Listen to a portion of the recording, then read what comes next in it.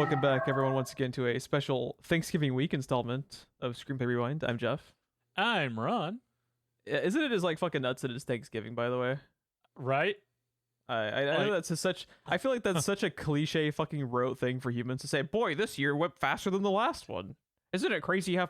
Like time fucking goes by when you're focused on bullshit, and then the year went by fast. It's like it's what happens every year? Question mark. Why do we even talk about it? I don't know. It's like the fucking assholes when you're like in a customer service role and it's like just December 31st and they say like see you next year. I'm like, I'm gonna fucking kill you. Oh god, dude, working at the theater. Ugh. Isn't humanity just the fucking worst? Let me tell you all about it on this soapbox we have called a podcast. Yeah, my IRL grievance for the week is humans. But yeah, another fucking grievance I have. Here we go. What grinds Geoff's gears? You know what really grinds my gears? No. So recently finished an audiobook. Oh. Fine. This one that Ron has been trying to get me to finish for 2 years now. Project Hail Mary, which is a fucking amazing book, an amazing audiobook. Oh, so good. From the Martian writer. Do you see what I was talking about now? Last I heard, Ryan Gosling was attached to that to be the main guy. That's perfect, right? It's perfect. And I'm fascinated to see how they go about constructing that into a movie because it takes place like in like a non-linear way. My guess is it won't be as strong, but depending on who they get behind it, it could still be really good. I think it was Lord and Miller that were making it, right? There you go. It's perfect. Yeah, who are perfect for like that level of that like type of comedy. I think are really good fits for that.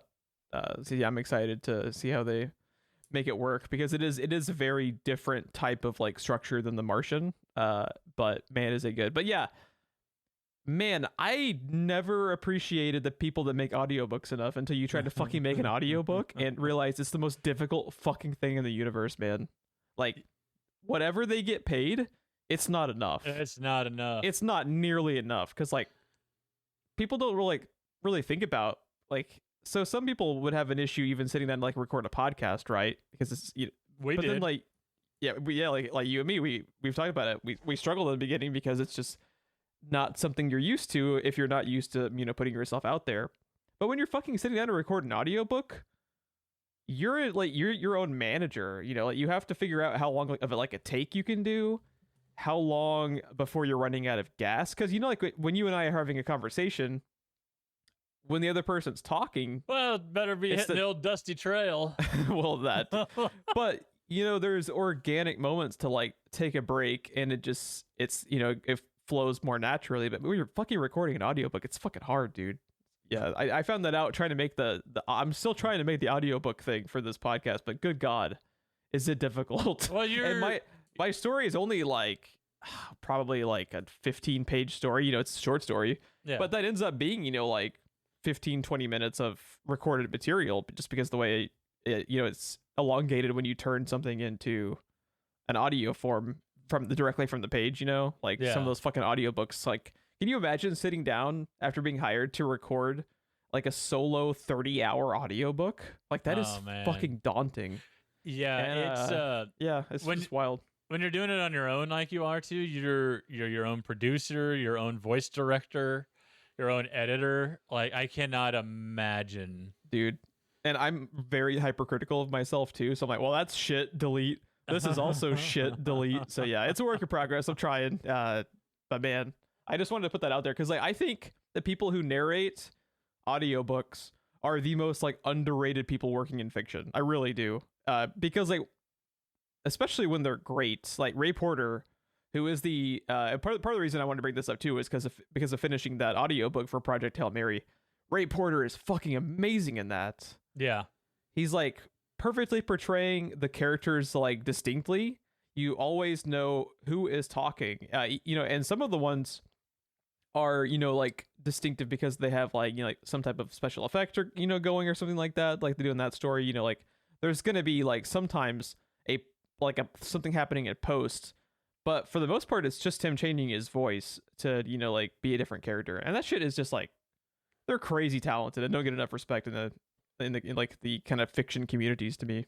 Yeah, there's the thing that always drives me nuts is when there's a female character and it's a guy narrating and they have to change their voice like this to demonstrate that it's a woman talking. Oh, that I'm instantly out. I cannot. Yeah. I barely get through the Jurassic Park audiobook because anytime Ellie talks, that's what I get to hear. Oh, that's rough. I like the way that Ray Porter actually approached it in Project Hail Mary, because he does change his voice, but it isn't like distracting. You can hear that it's still a man, but you know it's supposed to be a woman. Like it's a very slight higher pitch change, but it's not a stereotype. Like it's not a cartoon. Yeah, exactly. That's the way a couple of people I listen to do it. There's a series that I listen to that has several female characters, and the guy doing that has several different voices for that. But you can always tell that it's him, and you always know which woman is talking, even when they're in a room together. It's insane. I don't understand how it works. Yeah, it's wild. Like it, and it sucks because I have a feeling like, and it's probably like fairly public knowledge that they're not paid the equivalent of like other fields in fiction, but like they need to go on strike, man. Like they need to be paid more, because that shit's fucking hard. Like, well, I told you one of them I listened to is a member of SAG-AFTRA, so he did probably. Like Ray Porter voiced Darkseid in the most recent DC movies. Oh yeah. Yeah, so like he should. I'm assuming he's part of the guild too, if he was in like Justice League, even if it was like a at the time like a small role, not many like moments of screen time. But I've been meaning to look up Ray Porter some more, because I told you I found an entire new mech series that I was listening to because I searched for the narrator of the other series. Ray Porter. I found another series that I dropped off of. I didn't care for the series, but it turns out it was Ray Porter narrating it, and he was real fucking good in it too. Yeah, and he's doing awesome. doing different accents and things also, but like not in an insulting or racist way. Like it sounded legit. That's a high wire to walk. You know? Oh yeah. So I instantly, it's called Columbus Day Expeditionary Forces Book 1, but we got attacked by aliens on Columbus Day, which there's an irony. Yeah. But anyways, yeah, he does some of those, and I ended up falling off of it. But man, he's really good. That was my IRL grievance, is pay audiobook narrators more, please. They fucking deserve it. Oh, yeah. Yeah. Oh, and I think you had something that you wanted to kind of relay into. Did you also have any type of grievances to air out this week? No, nothing like that. I when we started getting ready to talk about the movie, I wanted to talk about some more casting choices like we usually fall into, a little fan casting. Oh, okay. Would you like to hit up our responses before we actually hop into anything related to the movie? Yes, with the YouTube responses, way too many podcasts. That's your new podcast name, according to Bobby on YouTube. Sounds legit. Posted on Underwater. Yes, I agree. And then he had a second one. There needs to be a hashtag for this episode of the podcast. Hashtag Control-Alt-Delete Cthulhu, which, if I recall, is something that we came up with in conversation. Like, was it pillows or a T-shirt or something? Control-Alt-Delete Cthulhu. Dude, I need Control-Alt-Delete Cthulhu on a fucking T-shirt like now. That's how you said that she killed him, right? Is that what it was? Control-Delete Cthulhu? I was thinking it was because at the ending of the movie, she's able to like overheat the nuclear reactor thing. A lot of energy with nowhere to go. Like more easily than you can set, sign into one password. like it takes longer to figure out how my Windows sound settings works than she did to like override the heating system of the nuclear reactor and blow up a fucking old one. And I think we just kind of segued into Control Alt Delete Cthulhu. Yeah. Man. Which I still want on like a T-shirt or something, but no explanation. No. It could even be a different Cthulhu from the movie. I don't give a shit. Yeah, I need it. But if we had T-shirts on this show, I think that would be one we would have to get designed. Yeah. It would be that and the gymnastically murdered velociraptors. Also needs to be on one. A velociraptor and a leotard. Goddamn right. Rest in peace. Oh man. And thanks as always for writing in, Bobby. We love you. Happy Thanksgiving to everybody. I know we kind of like earlier mentioned we gloss over it being Thanksgiving, but happy Thanksgiving, everybody, in whichever way you celebrate. Yeah, that's tomorrow for us in real life. If I had realized that, I would have mentioned it on the last episode, but I did not realize the calendar. Yeah. I sit in front of a computer, which is a giant timekeeping device technically, and did not realize the date when we recorded that. So, yeah. Happy past Thanksgiving or whatever you celebrate. If you celebrate. Yeah, at the very least, maybe you got off work and that's pretty dope. Right? Yeah. Or time and a half I did. Used to. I'm off work for a 4-day weekend. Ooh. Plan to do not much, but sleep in, watch some football games tomorrow. Can't wait to watch Bobby's team totally decimate my team on Thanksgiving. That's a great fucking thing I'm thankful for, so that's awesome. Nice. Yeah, that's going to be fun. Yeah, apparently you're coming over. I found that out. Oh yeah.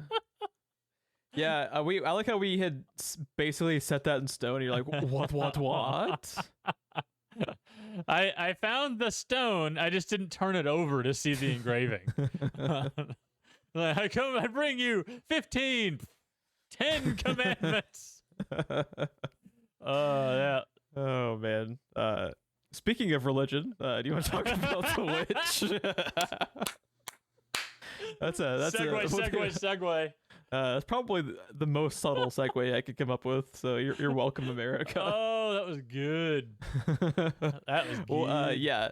So spoilers for The Witch. I think this is also the first time we have had a director's entire catalog encapsulated in the time capsule that is Screenplay Rewind, because it is a filmmaker that I absolutely love. If we have only done let's see, what is this, like 85 episodes? So if we've only done 85 episodes and I've already covered your 3 movies, because because we split the selections, so like that's a decent percentage of my selections being his stuff, so you know how much I love Eggers.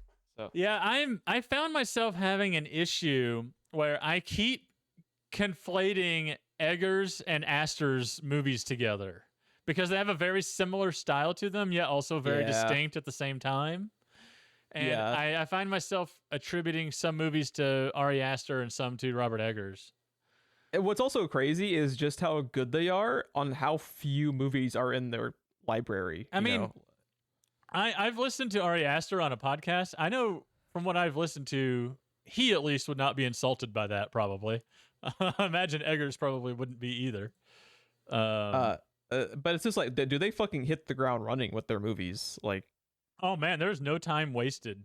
The first movie you do, usually people want kind of like a layup to get their feet wet in the industry, and your first movie idea is to follow this super, super intense family in 1620 whatever New England with modern accents and for the time, like, what is it, like Old English pretty much, like he wrote the dialogue based on manuscripts of people's journals in this time, so the language would match. That's your first movie? That's your first fucking movie. You're nuts. And he fucking pulled it off. And you want to talk, that's your first movie? How about Anya Taylor-Joy? Yeah, the acting in this movie, oh my god, is fucking mesmerizing. Dude, can you imagine? So it would be hard enough to act, period, in any situation. Especially in a period. I see what you did there. 1630. To try to deliver this type of dialogue organically, and the way that they all fucking pull it off is stunning. But yeah, what was your tidbit that you want to talk about with the casting? Let's jump there first before we forget. So I was thinking about it, especially with the voice. you and I have talked about before about our perfect Bloodborne adaptation. Ooh, right? I like where this is going. And my vote was for Sam Neill as Gehrman. Gehrman, yes. Tonight Gehrman joins the hunt. Tonight Sam Neill joins the hunt. That was my vote. How would you feel about Ralph Ineson for Gascoigne? Oh, that's good. His voice for that. Can we talk about how He sawed over the shop. Ralph Ineson has the coolest voice of all time? I've talked about that. I swear to God, dude. His voice like defies human nature. How does a voice like that come out of a person? I don't understand, dude. Like, yeah. Please, Father, read me thine phone book. Like, they have the spoilers. They have the voice of like a supernatural creature at the ending of the movie, which sounds more natural than Ralph Ineson's real life voice. I don't understand. So there was that, right? Oh, but 10,000% like make the project just to have Ralph Ineson be Gascoigne, because that's an awesome pick. I don't care if it's live action, animated, movie, or series. I want Sam Neill as Gehrman and Ineson for Gascoigne, right? Good old Papa G. Papa Ineson. Well, we need a side note. We need to have our boy, the man, the myth, the legend, Willem Dafoe, play. Oh God. What's the crazy dude? Oh God, which one? Mikolash. Could you imagine Willem Dafoe as Mikolash? I'm gonna start writing this shit down. Actually, dude, if you tell me the live action Bloodborne movie is written and directed by Robert Eggers, I will probably die. I will have an experience like the little kid in this movie and then fucking die. Oh my God. I will have a religious out of body experience and then just cease to exist. You know how the game is sorry. You know how the game is split basically into two parts? It's like it's basically, God, my Bloodborne knowledge is fading fast. I need insight, Geoff. Give me eyes on the inside. The two factions? No, it's divided into two halves, right? Basically, before and after fucking oh God, she's a giant deer monster. You break her knees. Oh God, I could have told you until you asked me. Right, dude. God. Oh, fucking hell, I cannot believe. You keep talking. I'll find the list. So you keep going. So what if the beginning of the game, the first half of the game, you find out is written and directed by Robert Eggers, and the second half of the game is adapted by Ari Aster. Oh my goodness. Vicar Amelia. Yes, Vicar Amelia. Yeah. God damn it, I cannot believe. We got to play some Bloodborne, man. We got to play some Bloodborne. God. Thinking of what an Eggers or Aster like Bloodborne thing would look like is just like I think if I had to pick one, I would pick Eggers. I agree. Because just like the level of obtuseness to it. That's why I put him in the first half, because in the first half of the game, if it's your first time playing, you don't know any of the lore, you find yourself walking around like, wait a minute. Like, you know, and like Eggers excels at that. And then when I think Ari Aster, like, I think things start ramping up pretty quick and things kind of start getting losing their heads. It's awesome. Yeah, things start coming at you, and that's what the back half of the game is. Like, it's out in the open now, so shit's gonna start coming at you. Man, can you imagine? Ugh. Jesus Christ. But so I had one other thing that I thought of, and I swear to whoever, I swear to fucking what was it, Black Phillip? I swear to Black Phillip that I thought of this. You signed the book. I thought of this before I saw Ralph Ineson pick up the axe. But what would you think of current Kratos played by Ralph Ineson? Oh, that's good. Like, I'd almost. Oh, he should play Baldur. Could you imagine him as like the villain, right, in that type of setting? That'd be pretty good. Like, pretty good. My thinking was he's still built in a way that he could stuff me in my locker and take my lunch money, right? Despite the fact that he's in his 50s. The current games are about an older Kratos looking back on his life, right? Mm-hmm. Yeah. And like he's still really ripped, but he doesn't have to be the fucking Rock because his powers are supernatural. So and he can be bigger because so he's pretty jacked in this movie. He specifically lost 30 pounds for this role to look more like Gaunt for the fact that they're starving. So if he's actually just like full blown, bulking up, he could probably get, pretty big dude. Just imagine Ralph Ineson yelling "boy." Yeah, he has the voice, and that's the part of the thing about Kratos is like you need that. He's got that the facial commanding expressions too. His eyes, like the way that he can really sell a moment in this movie with his eyes alone, would be pretty important for Kratos or Baldur.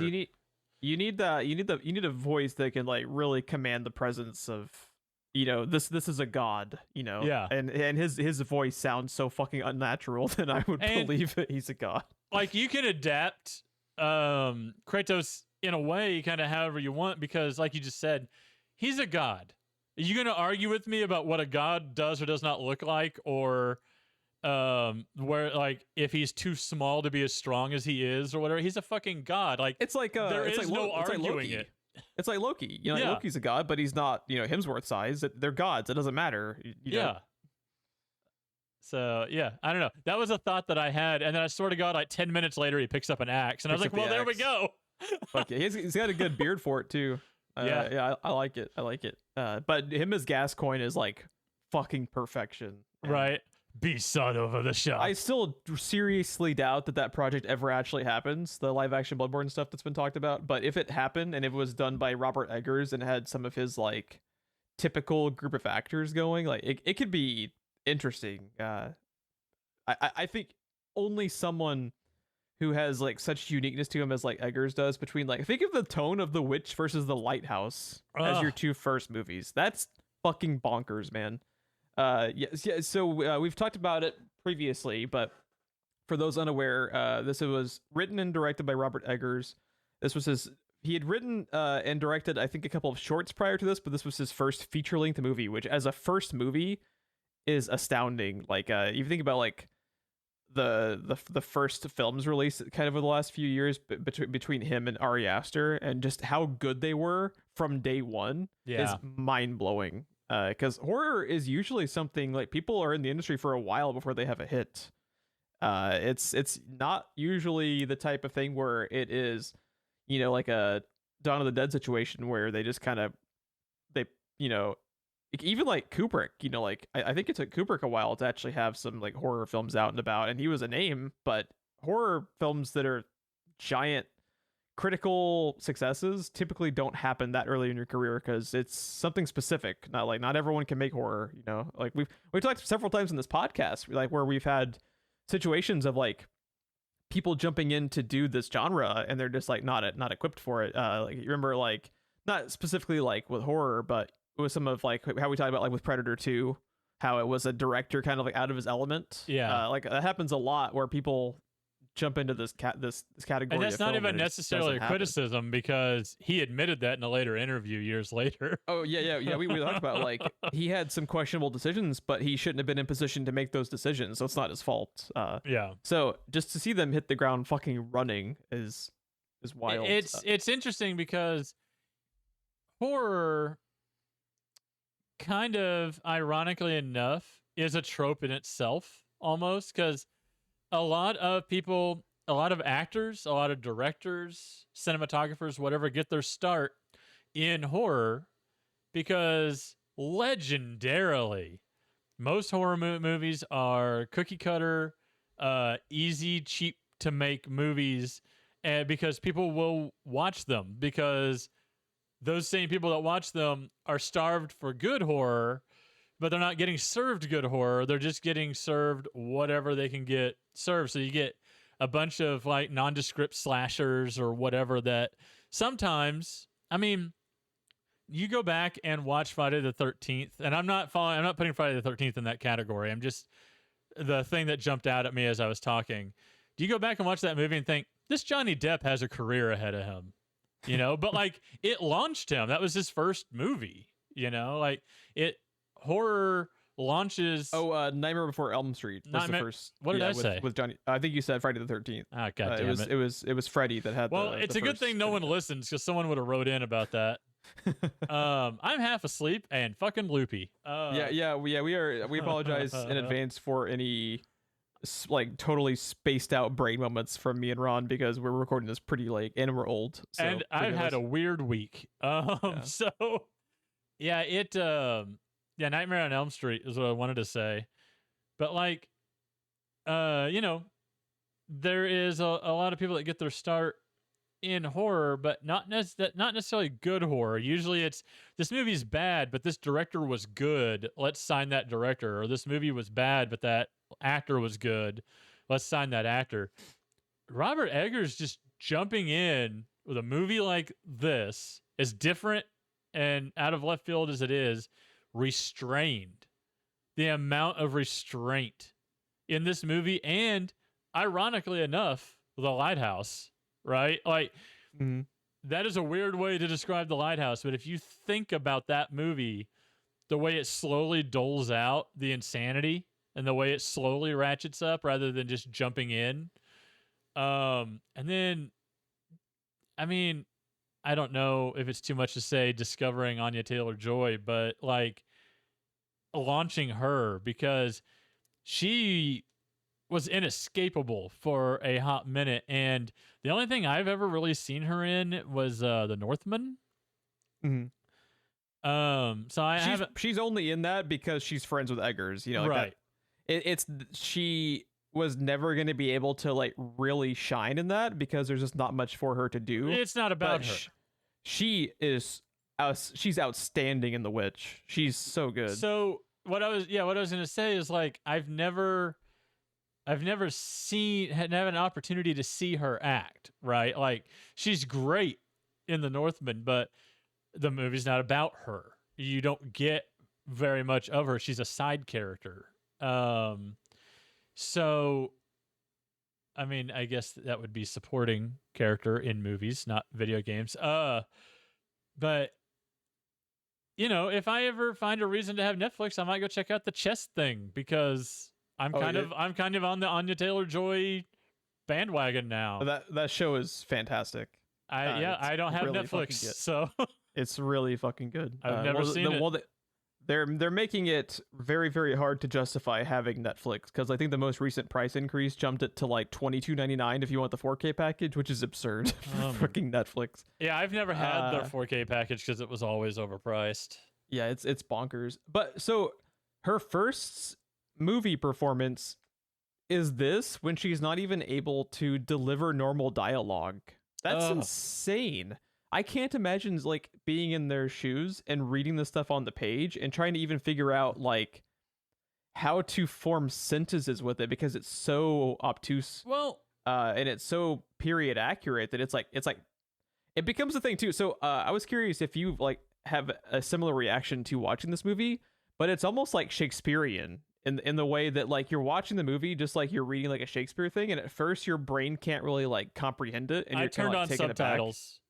Yeah, me too. But once you watch it English, for a bit, please, English. Why do you keep telling me you're in English? But it's like once you watch it for a little while, you like get on the same page with it, and you're in like a rhythm with the type of dialogue, and it just fucking works. You kind of recalibrate. Yeah, it's like when you're watching a movie in a different language and subtitles, and at first, you know, like when we talked about Memories of Murder, I forgot I was reading the subtitles after a while. I was just invested in the story, and that's kind of like with this with me. I just kind of fall into a rhythm with the movie because the performances are so good, and because it's a fucking 90-minute movie. Like not a single second is wasted with it, so it's so captivating. For a directorial debut, for an acting debut, it's crazy good stuff happening here. Yeah, it's nuts. The thing that blew me away about the dialogue, Anya Taylor-Joy, great. Ralph Ineson, of course. Kate Dickie, fine. The fucking children are selling this dialogue like this is just the natural way everybody fucking talks. Yeah. Like, how? How? It's crazy. Dude, Especially how do you make that dialogue sound natural? And how do you find a handful of children that can do that as well? Well, I'm convinced the two twins are actually dolls that were brought to life by like a ritual. Those kids do not exist. The ritual?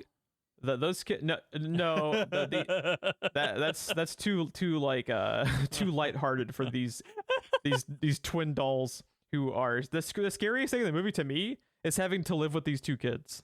Not the witch in the woods or the fucking devil that's watching them. Those kids are creepy as fuck. You can tell they specifically like looked at a giant page of like headshots of little kids, like who is the creepiest little fuckers we can find, and they fucking succeeded because they are so unnerving and so creepy. But yeah, they're great. You'd mentioned Anya Taylor-Joy and Innocent and Kate Dickie.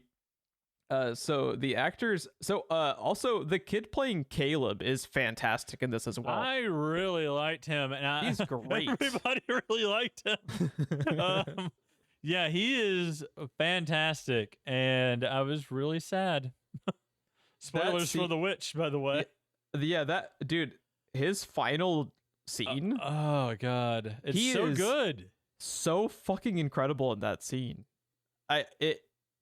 He is literally portraying like this out of body religious experience, and at the same time, I love the level to which it's ambiguous as far as like when you're watching the kids, is it like the witch or the devil fucking with the main characters? Is it actually the kids reacting to these supernatural elements and they think they've come face to face, like with God and everything? You don't know, and I like that kind of like ambiguity with it. But man, so the kid playing Caleb is Harvey Scrimshaw. He is, unfortunately, I looked him up, not acted in many things since then, which is a fucking shame because he's crazy talented. He needs to be in more stuff. He's crazy talented, needs to be in more stuff, and he has not been in a whole lot of stuff like you said. But did you look at what he's been in? I'm starting to see a theme. I noticed that too. Yeah. Adult life skills, whatever. But then The Devil Outside, The School for Good and Evil, and Without Sin. And I'm like, no, Caleb, no, don't do it. Don't do it, Harvey. Don't get typecasted because of this. Don't do it. I also love how the two twins are played by Ellie Granger and Lucas Dawson as Mercy and Jonas, respectively. And their IMDb photos are not actually any photos at all because they're animatronic dolls brought to life. Another cool thing, so the witch in her like older form is played by an actress named Bathsheba Garnett, who was born in 1925. Oh my god, that is awesome. Like the fact that she is, I'm pretty sure Bathsheba is an old one, Geoff. I'm pretty sure. You know what? Bathsheba Garnett could withstand a Kristen Stewart nuke at the bottom of the ocean. I'm just saying. I feel like it's either that or Bathsheba Garnett is like, for Christmas I got my wife the newest Bathsheba Garnett bracelet. Like it. I can't tell. I can't decide with this name. This name is too good. Bathsheba Garnett. That's a Bloodborne NPC. That's a fucking Bloodborne character right there. I was gonna say I'm gonna go play Bloodborne right now, and Bathsheba is going to be my character name forever. But man, she's great. Yes, she's so creepy. Like they barely have her do anything, but she's so creepy, and she most of the time is just standing there. And her costume design is spot on. Oh man. You'll have a fucking religious experience watching some of her costume, man. Oh man. Yeah. So yeah. I gotta talk more about how I love the music in this movie. So they specifically talked about how so Eggers had instructed the composer. Let me just pull up their name so I have the official person credited. I hate IMDb, man. Why can't we just keep this like shit simple like it used to be? All right, music by Mark Corvin. Okay, so so Eggers had instructed him specifically to not have any type of electronic music whatsoever. So that's why you get these kind of like weird, random like violin and string instruments and everything. And he also was, I read where he was basically making all of the music that you hear in the film randomly and improvising a lot of it, and the way that it's placed throughout the movie was all chosen by Eggers. So oh wow. Eggers was actually seeking up certain aspects of his tracks with like certain scenes, and a lot of the time it's just like I love the trick. I think we talked about it actually in The Ritual, which you had referenced earlier, but when the shot just lingers on the woods, and we also talked about it in Prey, where the shot will just linger on the woods and nothing is happening, but your brain will just like fixate on it, even though nothing is happening, and it's just like really creepy visual, and the music works so well with that. Actually, there is a large portion of this that feels like Prey borrowed from, right? I can see that. When they're like walking through the woods alone, a lot of that is, I think, homaged in Prey. I was looking at the cinematographer. When you find someone you like, he's known for The Lighthouse, The Northman, and The Witch. Think of the visual elements in like this versus The Lighthouse. So different. They're so different, but they're each genius in their own right. Like this is it's like a different minimalism. aspect ratio. It's black and white. Like the lighting. Yeah. Also, he is the director of photography on Nosferatu. I'm so fucking excited for that movie, dude. Oh my god, get it to me now. I need it. Yeah, that's Robert Eggers' next one, right? Yeah, it's in post-production and it's supposed to come out next year, and I could not be more fucking stoked for it, Dan. I'm so excited. It's got a hell of a cast in it too. Yeah, it really. I think Innocent is back in it, grouping up with his boy again. So I love that he works with like his core group of actors a lot. Yeah, he's in it. I just found. Oh, and Willem Dafoe. God, it's so. It's God, a fucking movie. It's a Nosferatu movie with Willem Dafoe and Innocent in it, man. Like we're gonna be their opening day. It's gonna be great. Can I throw a shout out? One issue I have with period pieces a lot is costume design. There's I can't think of any off the top of my head because that's just the way the human brain works. But there's even some like really good period piece movies that look like they're a high school drama because the costume design looks like they just went down to Goodwill. Very clean, but not in this. It's very clean, but like I don't know, it always stands out to me like My Cousin Vinny when he's in the red like felt suit, right? Like that's how the costume design always stands out to me in period piece movies. And Linda, and I am going to butcher this, Muir, Muir. I think that might be right. Pretty close. The Northman, The Witch, and The Lighthouse. There you go. But very, very good costume design. Very lived in. It looks like something people would actually have worn. Yeah, she apparently consulted 35 books in the clothes of the common people in Elizabethan and early Stuart England series to plan the costumes. They were made with wool, linen, and hemp. God, that's to make them so authentic. uncomfortable. Yeah, these actors went through hell to make this. But you see, this whole movie was shot in 5 weeks. Oh God. Yeah. But see, that's where I think the difference is, because you can tell a lot of times that like this pilgrim in front of you is wearing polyester. Like, it's not cotton and wool. Like, I don't know. The costume design that Linda Muir is doing is very spot on. Yeah, we didn't call it out in like Lord of the Rings or anything because it's fucking armor. Like armor always looks fucking good in that kind of setting. This kind of setting where here's your really uncomfortable undergarment, your really uncomfortable shirt, and your fucking awful hat. Like, go wear this and go chop some wood or work the fields. And we also have to talk about the greatest performance in the film, Charlie, who is Black Phillip. So, have you heard any of the behind-the-scenes stuff with Black Phillip? Because this will add even more, like, gravitas to how fucking amazing Innocent's performance is in this. Have you heard any of this behind-the-scenes stuff with the goat? No. On the, let's see, which day of filming was it? Oh man, on the 4th day of filming, Charlie the goat. On the 4th day, Charlie the goat rammed his serrated horns into Ralph Ineson's ribs, dislodging a tendon. Uh, He spent the rest of the 5-week shoot on fucking painkillers, man. So like when he is like visibly in anguished, part of that was probably real because the dude was fucking in misery because the goddamn goat. So the goat really did try to kill him. Yeah. I also love some of the stories about the fucking goat are just like priceless. So pretty much I love to just like recall some of the quotes from Eggers. So he said, a trainer showed us some pictures and we chose the goat who looked the Black Phillippius. This was apparently a goat who had like unnaturally giant horns. And they wanted that to just kind of like add to like how fucking terrifying and stupid looking the goat is. This goat is everything. Like it's even the poster for the movie. It's awesome. I love the goat. So apparently the goat was always doing the opposite of what they wanted him to do. If we wanted him to be doing something violent, he wanted to go to sleep. If he was supposed to be standing still, he was running around like a madman, Eggers recalls.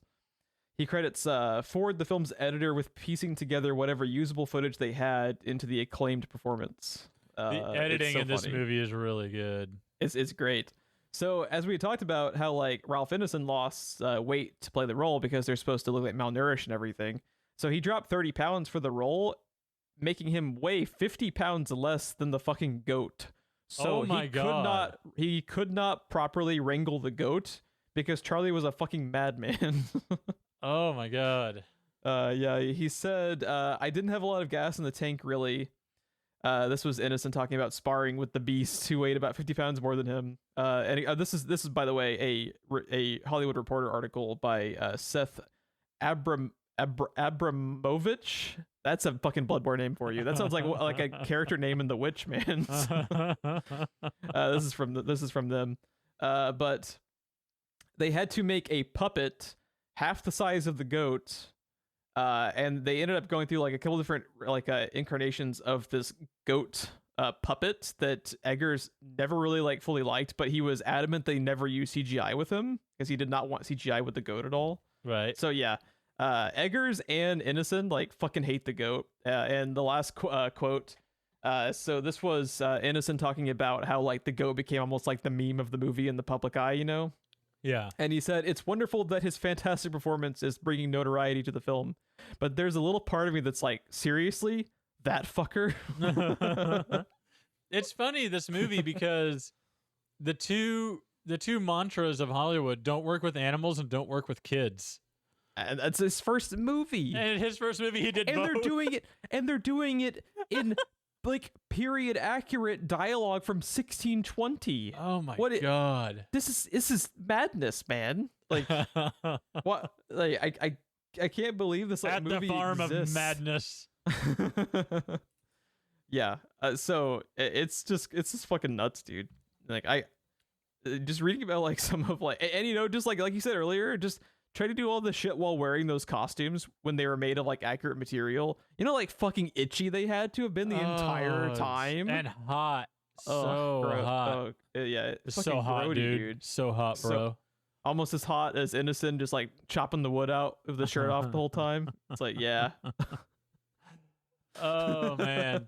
So dude, one thing I love about this movie, and this is a theme for you and I, take it however you like it. I think it leans one way more than the other, but you could look at it from either way. But I see this movie as a fucking origin story, and the witch is referring to Anya Taylor-Joy at the end of the movie. Yeah. It's a that is nuts. It works perfectly as like a double entendre for them both. But yeah. I agree. I think you're focusing on like the origin story of her.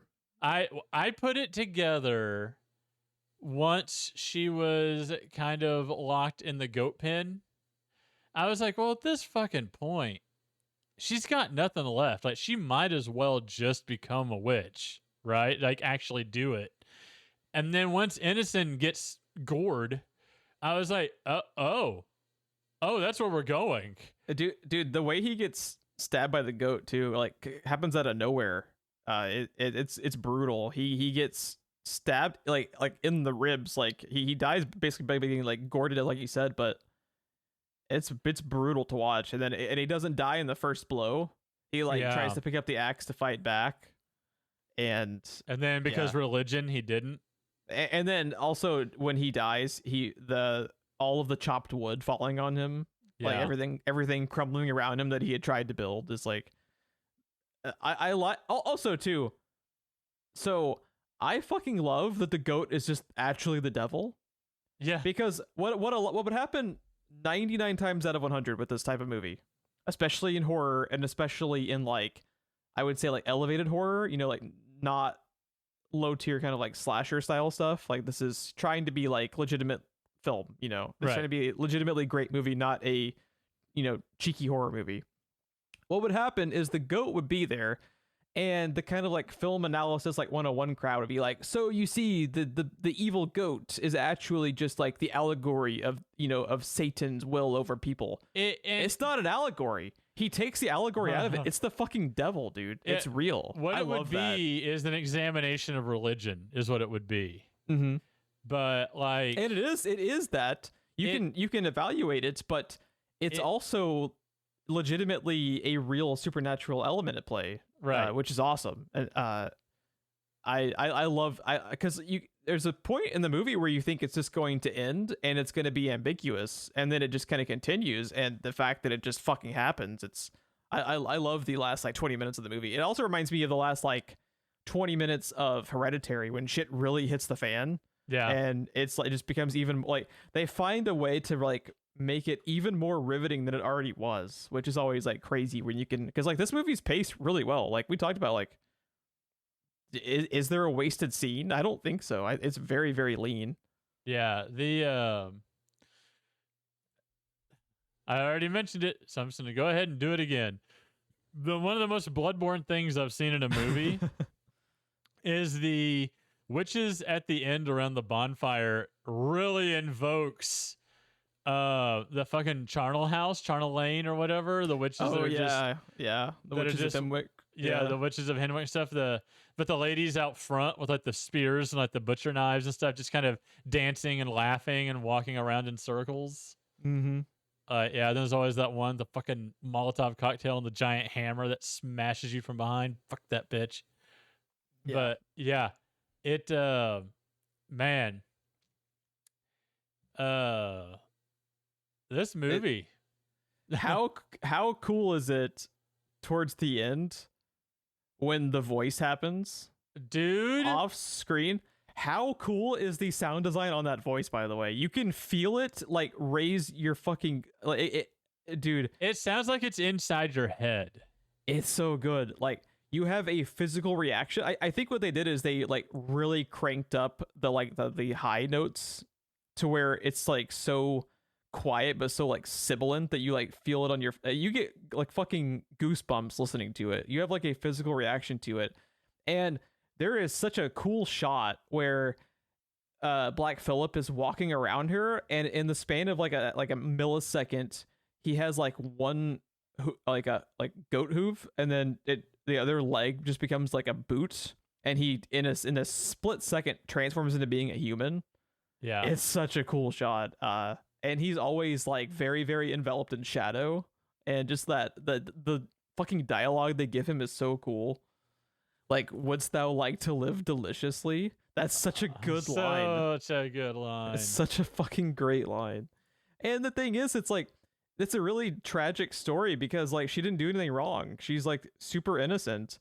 But what drives her to become a witch is all of her family, except for her brother. Her brother never turned on her. Every fucking other person turns on her because she's the easy person to blame, and they're all so like malnourished and so fractured psychologically that they just, you know, they kind of like succumb to their worst instincts and go after her. And it's really like I think that's one of the things that like makes his horror movies so good between this and The Lighthouse is like The Lighthouse very easily in the hands of like a worse writer and director would focus on the Lovecraftian stuff and like the horror elements, but this is all about like starting family first, you know, like it's a character drama with like supernatural elements instead of the other way around. And you get you get really invested in the characters. Like by the end of the lighthouse, you feel like you're one of the guys. You know, you feel like you've been hanging out with Just these two farting guys and talking about lobster. I know you like me lobster. I know you like me lobster, Geoff. I've seen it. You love me lobster. Like the same dude who wrote and directed the fucking fart scenes in the lighthouse made this movie. Like, take that in for a fucking second. The man who turned Willem Dafoe loose. Man. Oh god. Yeah. This movie's I could talk like all day just about like the minimalism of this is like so cool. You never really see the witch do anything. Yeah. She's just always there, but she's so creepy. She is more of an environmental force. Like she's just kind of the shadow hanging over everything because you know she's there, but this family does not. And you're just kind of witnessing. It's almost elemental. It's almost a force of nature, witnessing the family respond to it, but never actually seeing her. What's also interesting too is I think the first like 10 minutes of the movie is so good about establishing like the level to which the movie you're about to watch is going to be bleak as fuck. Because I think what would happen in like most instances if someone else was like trying to write the same type of story is when the baby goes missing, you would let the movie and its story linger longer on the possibility of rescuing the baby. Right. But you know within 30 seconds the baby's gone. So that adds like such a level of bleakness and like dramatic irony to the characters because like the entire time like the mother still wants to, she can't bring herself to accept the fact that the baby's dead. You know, that is like a lingering thing with her character. But as the audience, you know, they never had a chance at saving the baby because the baby's gone. You know, first like the second scene of the baby is the baby being killed by the witch for like the ritual she's doing.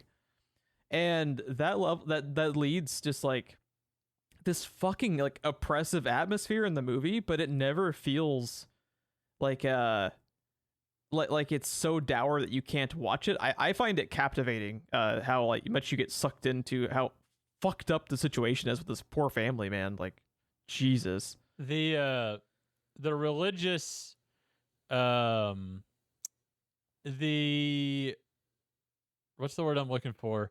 The evaluation or whatever of their religious views, where that comes into play is in how they react to grief. Like, the way that they process everything, it has more to do with how that shapes their focus more than religious being the downfall or the folly or, you know, like whatever. It's more of just a lens that they are reacting to the environment to.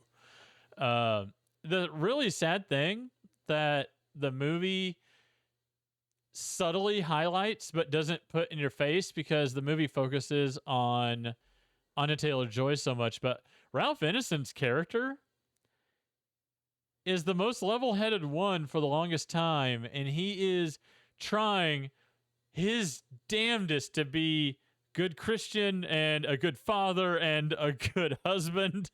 like his is almost the most tragic one because he's trying so hard to be the best of everything that is expected of him, and he finally breaks at the end.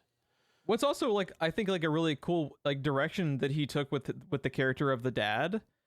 How many times in these types of stories is it like is it taking the Shining approach of like it's the dad who's gonna be the one to go crazy and he is the one who's actively turning on his family? The dad absolutely loves all of his children to the extent to where like when the son is missing, he's going out in the fucking like pouring rain in the middle of the night with like no gun, no horse, no like hunting dog, no anything, because he just wants to save his children. Like he's a good dad when it comes to like loving his children.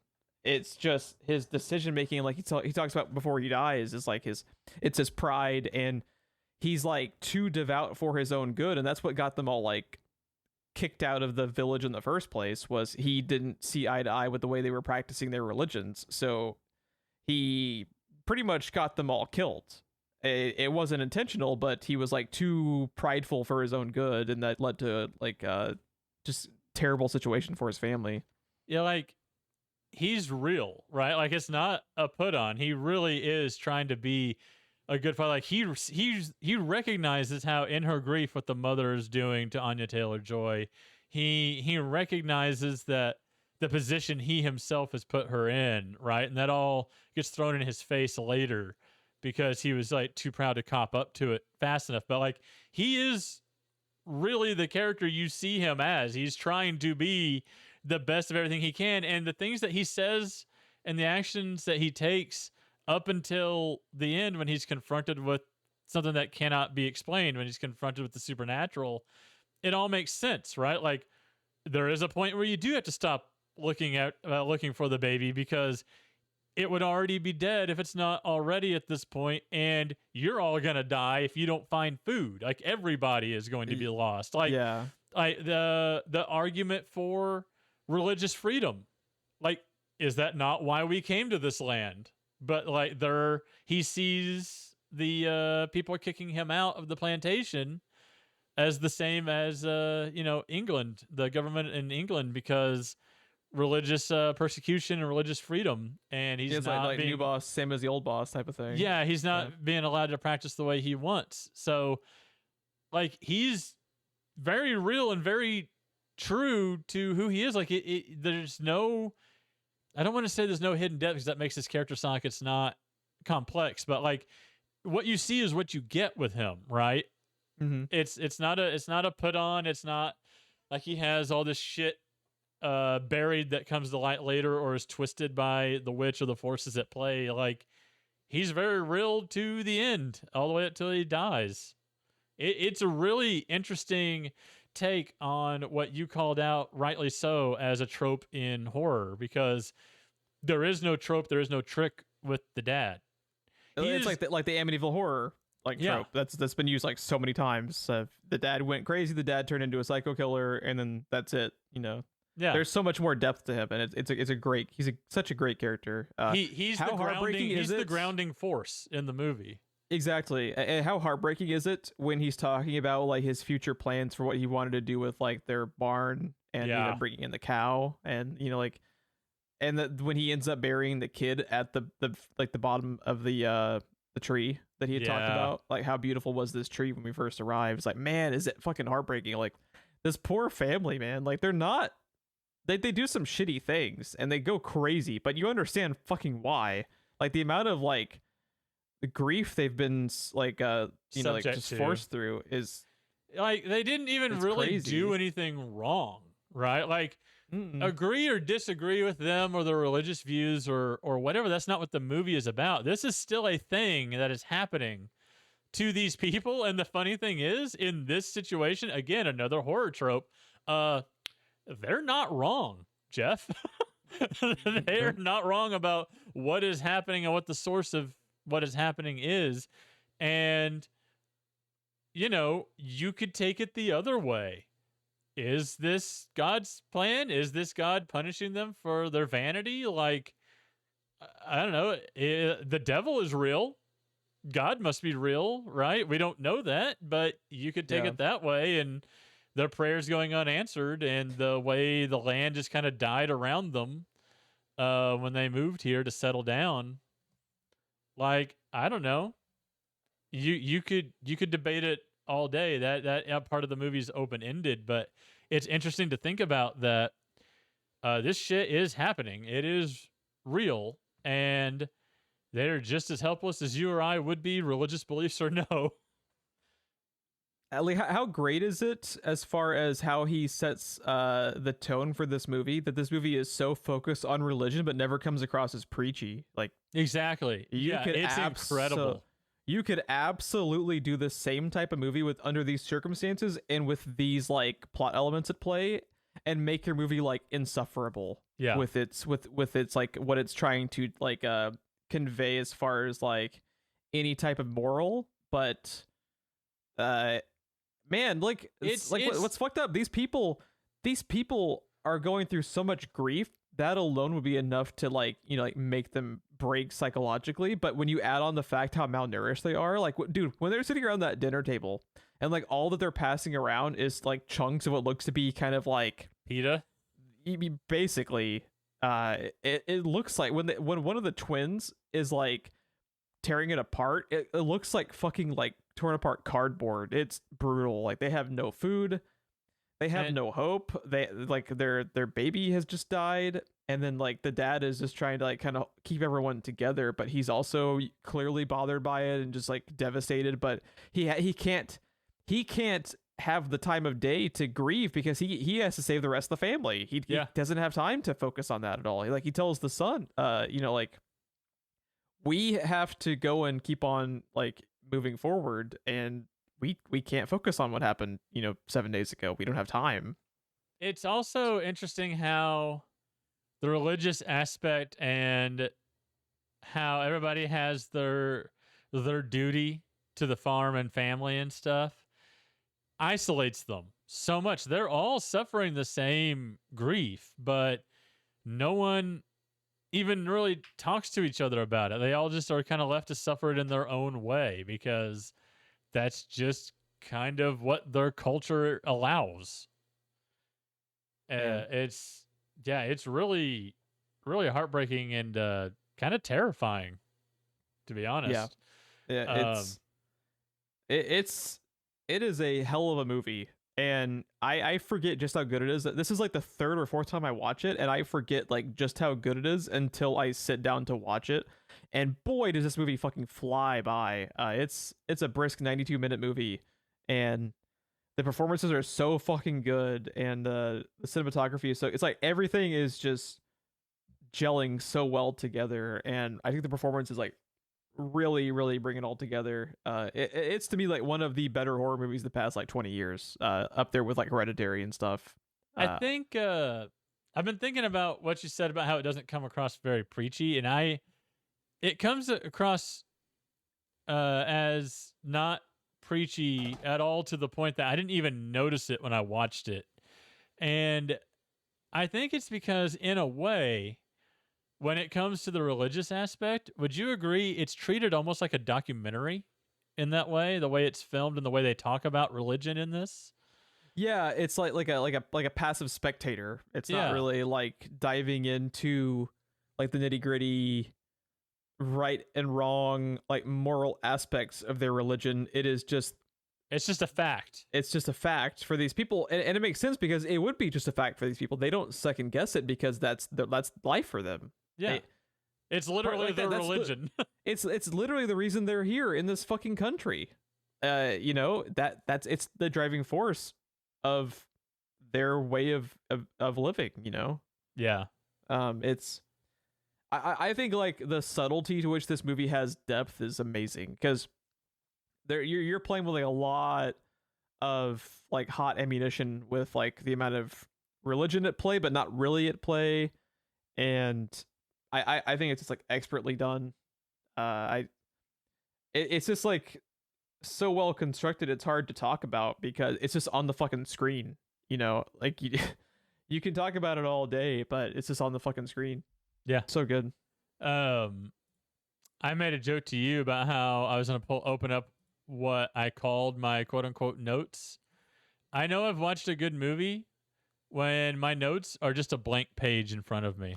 Didn't have time. You just too like focused on it. Yeah. The only notes that I have written down are in my like precursor to the episode section.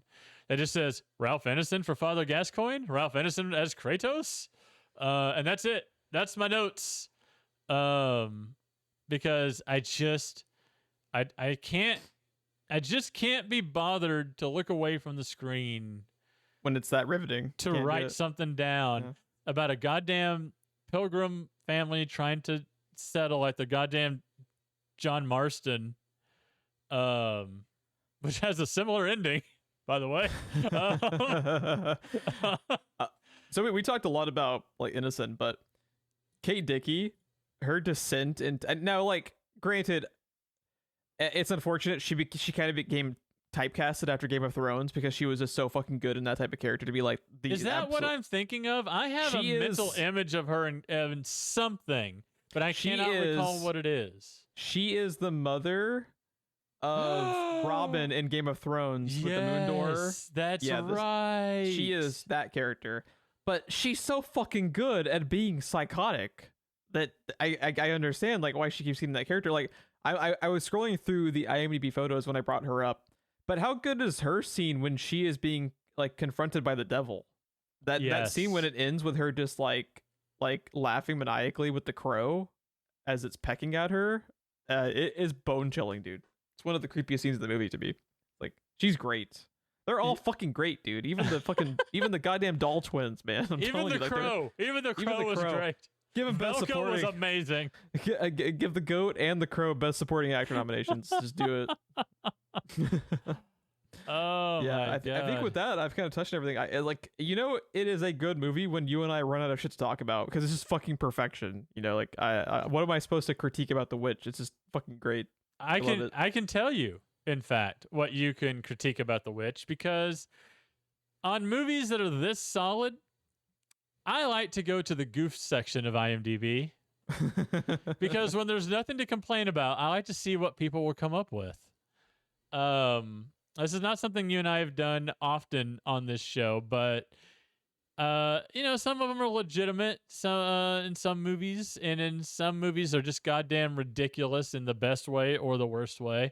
But occasionally you come across a witch, and the movie is so good, I literally had no notes.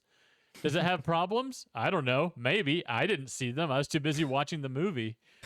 But what you get in shit like this in the goof section is goddamn hilarious, Geoff. People just trying to find something to nitpick. Here's something for you. This is considered a continuity error. In a scene where Mercy is fighting Thomason, oh, this is the wrong one, but I'll read it anyway. Her bonnet comes loose from her head. However, the next shot, the bonnet is pinned back. But that's not the one I wanted to read. The one I meant to read was, when Thomason is milking the goat in the barn, there are several quick cuts between her and Mercy. Each time we cut to Thomason, her goat is positioned at slightly different angles. I love that one got fucking smacked with the dislike hammer and has 84 dislikes to 31 helpfuls. Like, go fuck yourself, man. Did you know, Geoff, that animals tend to move? Did you know? No. I don't think so. I don't think that's a scientific fact. I think you're reaching there, man. I don't know. I mean, it's a movie set. What are they going to do? Use a real goat? We all know it's a stuffed goat, but they keep moving the goat. I like Ryan Johnson actually had like a quote about the verisimilitude of movies, and I forget like his exact quote, but he talked about this too, where it's just like the people out there that are like cinema sensing shit. It's like what you're asking for is something you don't want. So you want to watch the person walk down the hallway in real time. That's what you want. Yeah, I think that might have been the example. Like something like that, where it's just like that. Movies have a verisimilitude for a reason, because if everything happens in like real time or to the exact level of detail that you want, the movie can't be made, because it would take them fucking 5 years to make what would usually take like 6 months to make it like as accurate as you want. But it's not necessary, and you're just fucking stupid for wanting it. I don't get. I think CinemaSins is a travesty when it comes to like film analysis of the past 20 years. It's just fucking bullshit. Like, the movie is art. Like, I don't understand. Like, why? What are you getting out of CinemaSins? My argument for that has always been Lord of the Rings. When people are like, yeah, but they were gone for like 5 days, a week tops. Like, no, you saw the highlights of the trip. Like, it took them months or years to do that journey, but you only tuned in when there was something worth tuning into, right? Mm-hmm. When Gollum was attacking or whatever.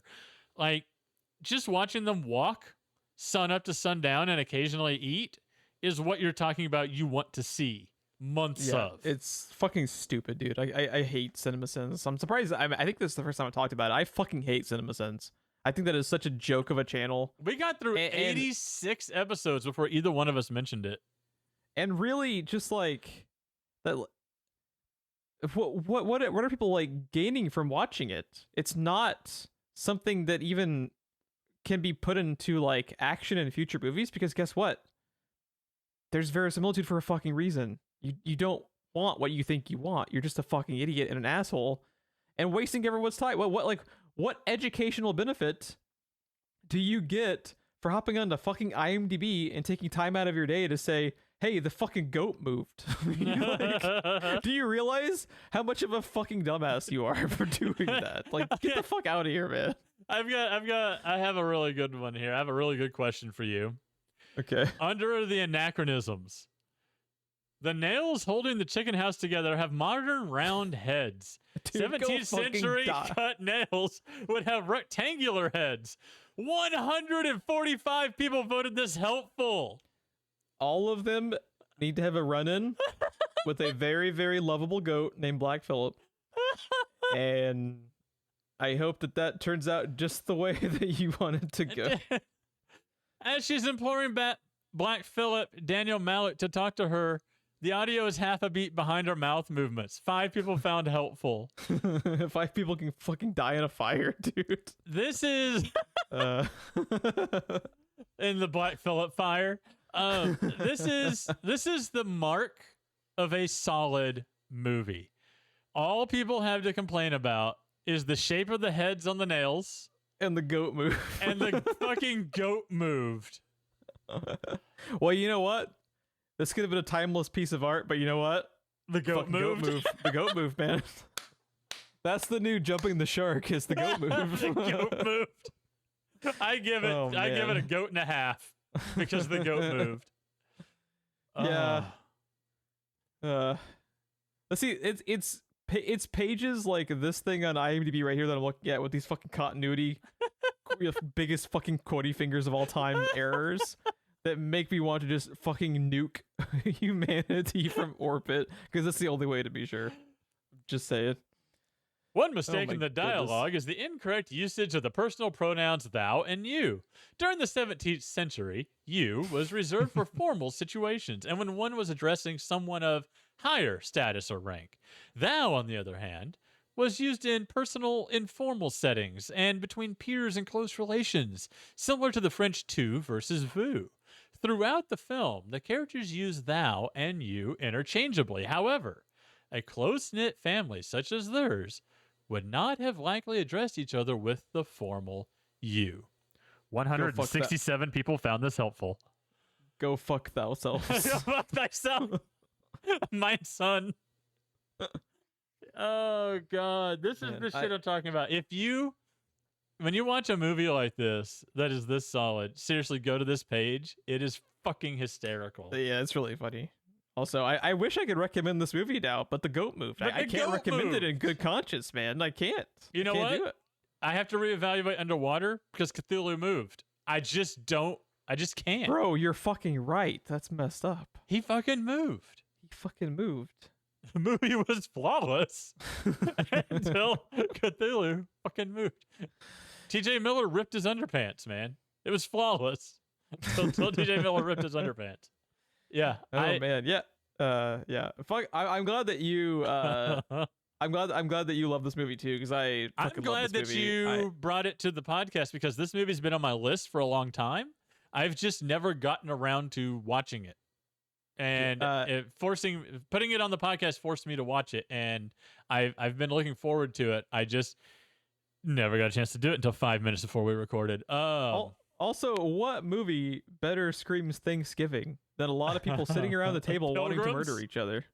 A lot of people really wanting. That was funny. It's like when I sat down to watch this, I was like, oh fuck, is this a Thanksgiving movie? Oh man, it's the bleakest Thanksgiving it's a you could possibly think of. Well, the day the witch attacked. Yeah, dude. I was thinking about it, and yeah, that's a good way to do it, because I was thinking about, like, man, before I sat down and watched the movie, I was like, man, Geoff broke the streak.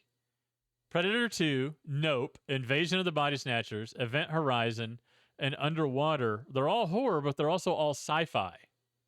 We had a run of 5 sci-fi horror movies in a row. And I was just like, man, Geoff broke the streak. Like, yeah, it's horror, but it's a supernatural horror. But no, it fits right into the holidays. So what a way to celebrate Thanksgiving other than asking people to sit down and watch a movie about religion and pilgrims and being thankful for having more than just pita bread to share with your children. I feel like I've had some Thanksgivings worse than the situation that happens in the ending of The Witch. I'm gonna be honest. Oh yeah, Uncle Clive like, just won't stop talking about anyone not white. It's like, would you rather have no food or very bad Thanksgiving food? Because I have had bad Thanksgiving food before, and I'd almost rather pick some of that fucking cardboard pita bread that they're eating in the middle of the movie. Oh man. Yeah. Now I'm just realizing, like, I have to go back and reevaluate Predator 2 because the Predator moved. That's fucked up, man. The Predator can't move. God damn it. All these movies, we're going to have to go back through our catalog. Everything is discredited because everything fucking moved. Geoff? And this will not stand. Geoff. Airplane? The airplane fucking moves, bro. Auto fucking moved, bro. Auto moved. Auto shouldn't move. What the hell? This podcast is descending into madness now, like the ending of the Chris movie. O'Donnell and the Three Musketeers, he fucking moved. Fucking moved. Yeah. Imagine we get that hashtag trending. Thou fucking moves. Yeah, I think that's probably gonna be a wrap because, like we said, like no notes, literally no notes. Literally no notes other than what else I'd like Ralph Ineson to do. I also am happy that I picked this up in a combo thing on Apple with the Lighthouse, so I own the Lighthouse on Apple now. I kind of want to watch the Lighthouse again now. It would be a hell of a back-to-back, that's for sure. I don't know if I could survive that, dude. I know if I had a steak, bro. If I had a steak, I'd fuck it. If I had a turkey dinner, I'd fuck it. If I had a cardboard pita bread right now. All right, I'll do our sign-offs and then turn it over to Ron to do the next movie selection. So if you would have any questions that you would like discussed by Ron and myself, you can always email us, screenplayrewind@gmail.com. Do you have a movie where a thing moved where it shouldn't have moved? Right in. I want to know all of them now. We gotta have a database going.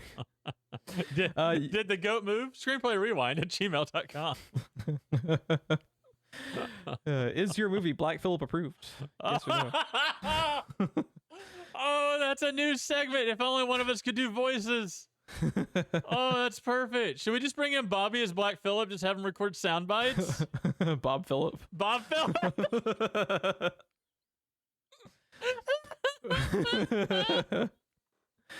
Oh my goodness. Oh Jesus. We are on Twitter. I don't know where to go. I have to have the goat as one of the pictures on the tweet for this. I just got to figure out which goat picture is going to be on the tweet. That's going to be a fun Google image search. We are on Twitter at SPR Filmcast, where you can follow us for more show updates. Any ratings or reviews on whichever platform you found us on is always helpful. If you caught us on YouTube, please like and subscribe so you can figure out if on future movies did X, Y, or Z move, and that's the win condition for the review. I conjure ye to ring that bell. What's thou ringest thy bell? What is the ringing thy bell? Oh, ring a ding ding, motherfucker. Yeah, share us out to your friends. Watch Black The Phillip Witch. would. Yes, he would. Do you want to join would you like to join a very joyous bonfire occasion in the woods? Yes or no? Boy, do we have a timeshare for you. It is outside 1620s New England. It's a beautiful landscape. Oh God, Ron, what are we covering next time? Well, Geoff, we've had a good run here. Now it's gone, and now here's where it comes to an end. I am back to my bullshit. I think it's time. I think I've been good, and I came up with this movie because a few minutes before I sat down to watch this one, I realized, oh shit, I need a movie to to say on the podcast. And I've been actually thinking about this one recently. It's been 20 years since I watched it. I do not remember. I liked it then. I don't know if I would like it now. But that's almost like one of the most fun like movie exercises you can do though. Is like, is this movie that I watched 20 years ago actually good, or was I a fucking dumbass? Exactly. That's exactly what this is. Have you, Geoff of SPR, seen The Replacement Killers? Replacement Killers. Who's in it? I know the movie. I just can't remember. Chow Yun-fat, Mira Sorvino, Michael Rooker. Stop me if you know any of these. Jurgen Prochnow, Danny Trejo, Randall Duck Kim. I don't. This was directed by Fuqua. What the fuck? Oh yeah, that was it. What the Fuqua is known for directing the Equalizer trilogy with Denzel. Training Day, right? Training Day. Yep. Magnificent Seven. Magnificent Seven. As I continue to scroll before Geoff can get to something else. Nope, that's it. I was off the top of my head. I don't actually have him pulled up on the. Nope, you pulled all the good ones. He was an executive producer on Emancipation. There you go. But yeah. Yeah, I don't think I've seen that, so I'm excited to check it out. I like Fuqua a lot. He directed Shooter. I like that movie. That's a good movie. Oh yeah, I thought it was good. Tears of the Sun. Yeah. This movie, man, I remember having a lot of fun with this movie. It is dumb, fun, all borderline superhero action. This is like the definition of a Ron selection. Yes. Like I said, I am back to my bullshit, baby. Dude, it's got Clifton Collins Jr., so they have the vegan police covered. So it's you get the Replacement Killers and co-starring the vegan police. So where can it go wrong, man? This movie is chock full of, I know that guy. Like it's got people left and right just coming at you. It's great. Also, have you ever seen Antoine Fuqua in real life?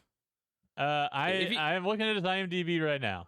If you told me a director in real life was actually like secretly a contract killer and like a mercenary, it'd be Antoine Fuqua, dude. He looks like he will fucking kill you if you look at him. Right? Like, he looks fucking terrifying and awesome. What he reminds me of is what Common is going to look like in another 20 years. Like, you know what? I love Mike Coulter. I think Antoine Fuqua might have been like an amazing Luke Cage in like another timeline. Because he looks like he will fucking murder you. Oh, fuck. I forgot that there was another Equalizer. Oh, yeah. Equalizer. I said trilogy. Damn it. I fucking forgot, dude. I think a couple of weeks ago, I texted you, there was an Equalizer 2? And I said that because I saw a trailer for 3. We talked about that on the show, I think. Did we? I think we did. Bro, my fucking brain is gone. Ever since I signed Black Phillip's book, I just can't remember anything.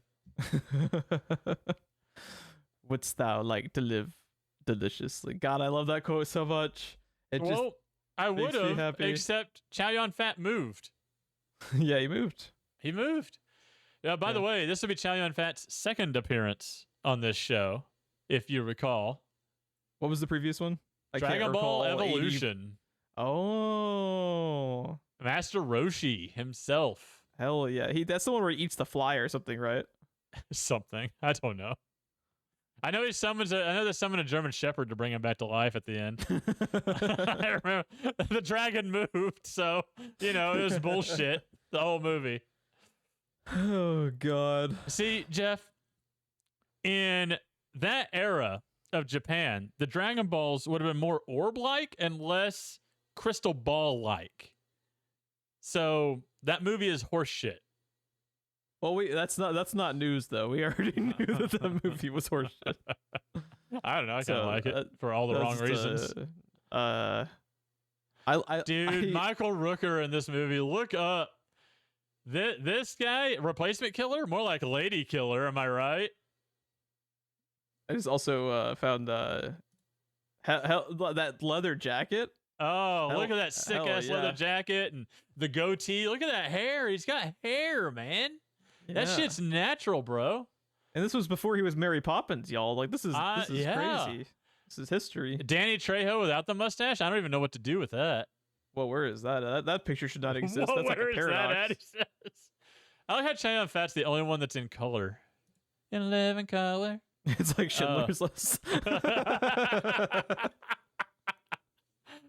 But oh fuck. But the red coat moved, so Schindler's List is bullshit. No, not facts. I'm gonna have to disagree with you on that one, bud. my fucking brain just almost short circuited. We gotta go. Yeah. This is a like one of those episodes you and I record where we're both just loopy enough to have some good like analysis, and then it just all fucking descends into madness for the last 45 minutes. I think. Hang on. I cannot let you sign off without explaining this movie poster to me. Oh god, did you send it to me? It's in the Discord. Okay. Pulling it up, waiting for Google. Wait, hard boiled. A John Woo film, Hard Boiled, Chow Yun-Fat. As a cop, he has brains, brawn, and an instinct to kill. And it never once mentions the baby he's holding. Well, you know what happened? This baby was about to be sacrificed by a witch for a ritual, and he fucking shotgunned that witch into next week. He's fucking commando with a shotgun in one hand, grenades and shotgun shells all over him, and just a baby under his arm. And so nowhere does it mention in this poster why baby that there is baby. Well, you see, Ron, Chow Yun-Fat is the hero 1620s New England both deserves and needs right now. Okay, this poster's going on my Twitter. This poster, dude. This poster looks like it was photoshopped in PowerPoint, which I have done in a pinch. Also, the reaction on the face of the baby. That baby just does not give a shit. That is like my reaction and review of Dragon Ball Evolution in a nutshell. Is that baby's facial expression? That baby gave a bigger shit in his diaper. Oh my god, that is beautiful. Anyways, before I forget, The Replacement Killers is available for rent at all the usual places. Sick. Yeah, I'm looking forward to watching it because I remember it coming out, but I don't think I ever saw it. I think this might be one my dad like really likes. Yeah, this is one that me and my dad watched every time it was on TNT or whatever. Hell yeah. So yeah, it's really good. Came out in 1998.